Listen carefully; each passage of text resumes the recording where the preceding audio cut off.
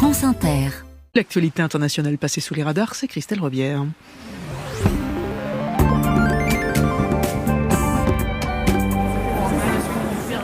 Et nous sommes d'abord, Christelle, dans le quartier rouge d'Amsterdam, au bord d'un canal, et les passants s'arrêtent devant l'une des fameuses femmes aux fenêtres. On y voit une jeune femme blonde peroxydée s'exhiber en dessous. Elle s'appelle Betty, elle se lève, se rassoit, vous regarde, tapote la vitre et l'embue avec son souffle. Le mot « help » apparaît, car Betty est un hologramme.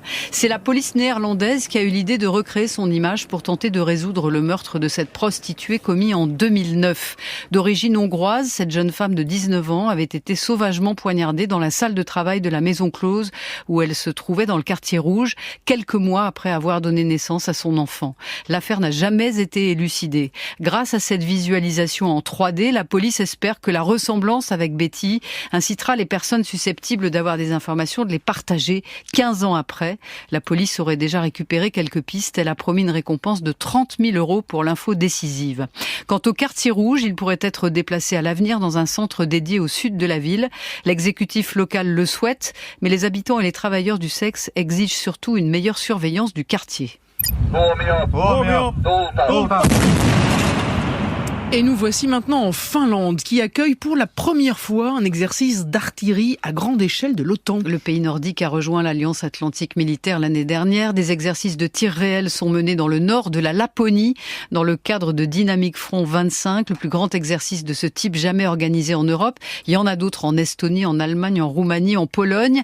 Mais c'est inédit en Finlande, qui partage une frontière de 1300 km avec la Russie. Cette zone est située, elle, à moins de 200 km de la frontière.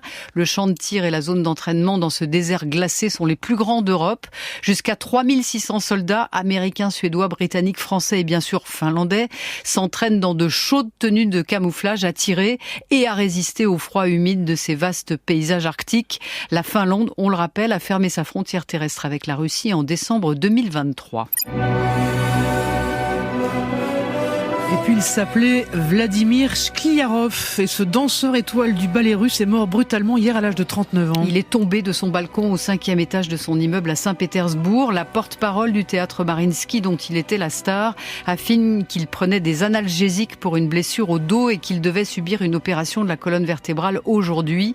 Certains médias évoquent, eux, sa dépendance à l'alcool et à la drogue. Skliarov, c'était le lac des Cygnes, vous l'entendez.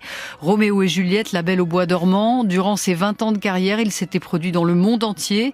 Il avait épousé une danseuse il y a 11 ans. Ils avaient 2 enfants. Les enquêteurs privilégient la thèse de l'accident.